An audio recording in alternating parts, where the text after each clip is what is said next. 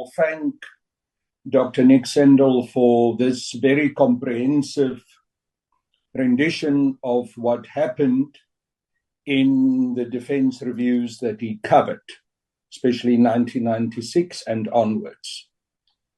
I've got a couple of comments, and then I would like to ask some questions. I think, first of all, it was correct for Dr. Sendel to give us the contextualization of the negotiations, of the Grote Schuur Minute, and also of the CODESA negotiations, what led to the interim constitution and the final constitution of 1996. In that context, I think we have to understand that some very unpalatable compromises were made during the negotiating process. And that negotiating process and the compromises and the spirit that informed those compromises led to what happened in the 1996 Defense Review. I think that we see in this situation a preparedness to bend over backwards to the fears of an international community that did not want South Africa to have a strong and effective defense force. And we see at the same time an intention to weaken the influence of the liberation forces, the non-statutory forces in the defense force. I would like Dr. Sendel to comment about the following statement that I'm going to make.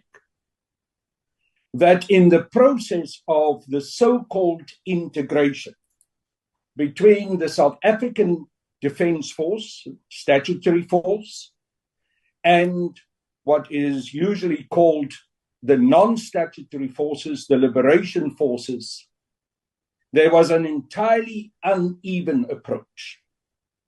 And the manner in which that integration took place led to the undermining of the influence of the non-statutory forces. I'm not entirely surprised by this when I must hear that the United Kingdom government was utilized as a third-party verification mechanism for the ranking of those who were integrated. Because we see a situation where the SANDF, a standard defense force, was used as the norm for an integration also of those from the non-statutory forces, which led to a juniorization of those members of the non-statutory forces and a lack of influence from their side. Simultaneously, we see also the dangers of an overarching executive over the legislature. The process that led to the formulation of the 1996 Defense Review had an undue influence from the executive and, in fact, dictating to the legislature and to the Joint Standing Committee on Defense. The role of the Joint Standing Committee on Defense was, in most instances, to follow the instructions from the executive. And I'm saying this, Chair, not simply on academic study, but on having followed what happened during those years very closely, having been a member of parliament in the first administration myself.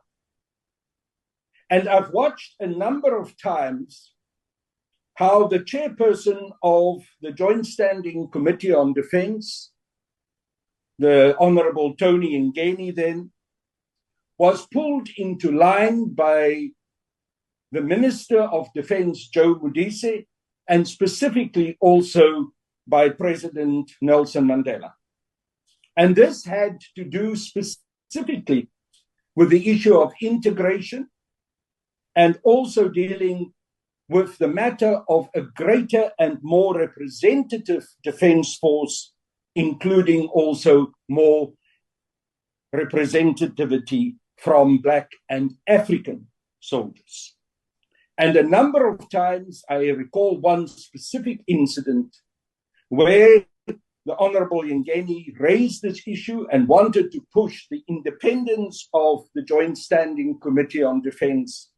And he was pulled into line by President Mandela, stating the issue of white fears and the fear of the white officers coming from the old South African Defence Force. What I'm trying to say, Honourable Chairs, is that the compromises of the negotiations, together with the overarching indication from the side of the executive that they wanted to have a nation-building program, bending over backwards, bending over whitewards, had led to a defense force which was not representative and at the same time was also defunded. I would say, Dr. Sendel, that the consequences of all of this were pretty predictable. And I would like to ask you, if you look back now at what was happening in that whole process, also with the defunding and specifically to the in-year cut of 1998 that you refer to, which was a very substantial cut, and I think a large part of the decline in terms of the capacity of the SANDF can be related to that process onwards and what happened there, led to the situation where we find ourselves today, At the same time, you showed us a slide, and I'm going to go there. Let me just open it, which was on force design and the options that were taken under consideration, option 1 and option 2. I would say that the final decision to go for option 1, although you said that option 2, Department of Defense Force long-term force design vision, was the preferred one, had as a predictable outcome the disaster that we faced with the current collapse of the South African National Defence Force and its inability to be able to address the needs of running a defence force that can cater for our national sovereignty and can also fulfill in the functions of also external peace missions. We've seen the disasters that unfolded during the last 2 years. Then, as a last comment, and I would like to come back later to deal with some of the other issues, I would like to warn that the Eli Wazan affair, which was referred to with regards to weapons and armaments that were illegally exported, and the influence and the intervention by President Mandela to appoint Judge Edwin Cameron, which then led eventually to the NCACC and that whole regime being established.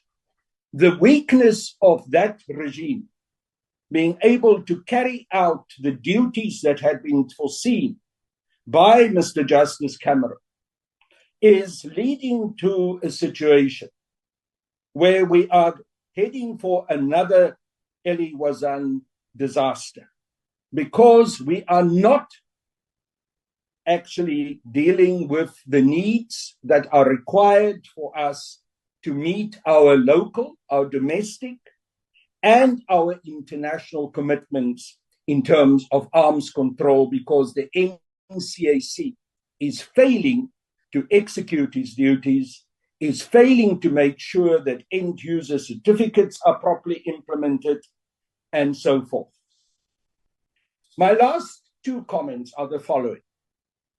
What we see in the 1996 review and also the subsequent developments indicate to us that a compromise negotiating process that led to this situation has brought us to the point where the South African National Defence Force is on its knees and about to collapse. Dr. Sendel referred to the fact that the 2015 Defence Review was a very substantial overview of those original decisions. But sadly, honourable chairs and members of this committee, the 2015 Defence Review had never been in reality implemented. And we continue to live with the consequences of the earlier decisions and severely compromised decisions that had been taken. And that is why, Chair, I raised so seriously and strongly in the beginning of this meeting my concern about the continuing absence of this so-called Road to Greatness document that is being promised, because it promises to us that it is going to be a review of the Defence Review and an indication of where we are going to go in order to try and turn back the disaster that has unfolded in the South African National Defence Force. And I maintain once again that this disaster is not something which happened by default. I maintain that it happened by design. I maintain that it happened by faulty thinking about what the Defence Force should have been and what its role should have been in a post-1994 democratic South Africa. And it was based on an understanding that it is not a great idea to have a black democratic government in South Africa empowered by a strong and capable defence force. That was the underlying route that led to the decisions that had been taken. Because, of course, those were also the underlying ideas that informed our whole constitution and the disastrous compromises that had been made in that constitution that led to us in the current problems that we are faced with in South Africa and the inability of our government to intervene actively to address those problems. If I get an opportunity, Chair, I would like to come back at a later stage on follow-up questions, but those